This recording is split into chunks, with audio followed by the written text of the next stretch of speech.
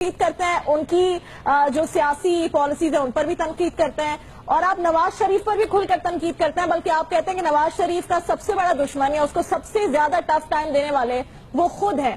تو اب جو فیصلہ ہوا ہے وہ کس کی جانب سے غلط ہے؟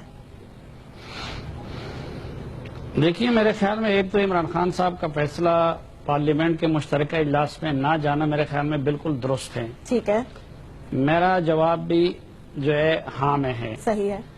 وجہ اس کی یہ ہے کہ ایک تو انڈیا کا مسئلہ انہوں نے حل کر دیا. اس روز آپ نے دیکھا کہ رائیونڈ میں انڈین بارڈر کے قریب کھڑے ہو کے انہوں نے مودی کو للکارا، اور پھر اپنے دوستوں کے ساتھ زلفی بخاری اینڈ کمپنی کے ساتھ انہوں نے جا کے 2 دن نتیا گلی میں، کے پی ہاؤس نتیا گلی میں انڈیا کے مقابلے کی جو تیاری کر لی، اس کے بعد انڈیا 1000 سال میں بھی جرت نہیں کر سکتا پاکستان کی طرف میلی آنکھ سے دیکھنے کا. تو انڈیا کا مسئلہ تو حل ہو گیا ہے. تو ایک تو اس پہ پارلیمنٹ کا اجلاس کی کیا ضرورت ہے اور اس میں ان کے جانے کی کیا ضرورت ہے. دوسری بات یہ کہ دیکھیں،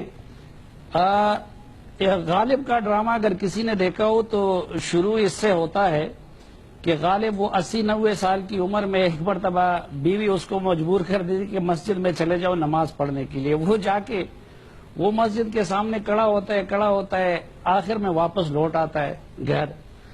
تو بیوی اس سے پوچھتی ہے کہ مرزا لوٹ آئے، نماز پڑھ لی؟ اس نے کہا نہیں. تو اس نے کہا کہ جاؤں تو کس منہ سے جاؤں اللہ کے سامنے؟ وہ کہے گا کہ 80 سال میں بلاتا رہا، آپ تو آئے نہیں، اب اس عمر میں آ گئے ہو. تو عمران خان صاحب اس پارلیمنٹ میں جائے تو کس منہ سے جائے؟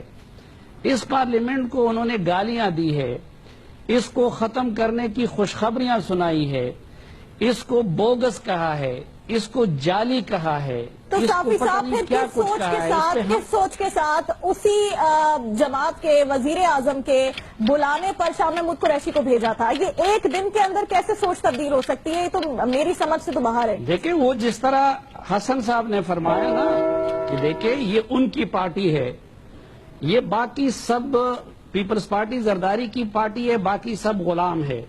نون لیگ نواز شریف کی پارٹی ہے، باقی سب غلام ہے. یہاں پہ یہ عمران خان صاحب کی پارٹی ہے اور باقی سب ان کے غلام ہے. ان لوگوں کی تو نہ عزت نفس ہے نہ اور کچھ ہے. مثلا اس روز پرویز خٹک سے پرائم منسٹر کو کتنی گالیاں پڑوائی، کس زبان میں، اور آج وہ پرویز خٹک اسی پرائم منسٹر کی صدارت میں میٹنگ میں سر جھکائے بیٹھے ہوئے تھے.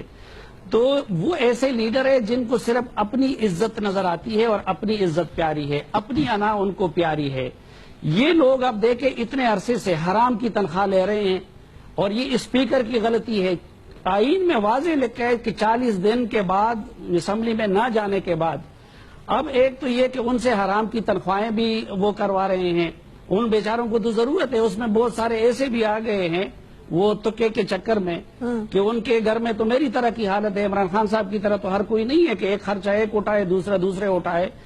پھر ان میں کچھ لوگوں نے اس وقت استعفے نہیں دیے. ابھی بھی اگر یہ کہیں تو ان کو پتہ ہے کہ 50% سے زیادہ استعفے نہیں دیں گے ان کے حکم پہ.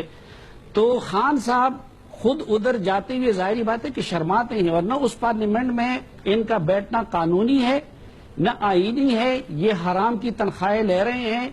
کورٹ میں ظفر علی شاہ کا کیس پڑا ہوا ہے. جس دن ہیئرنگ ہو گئی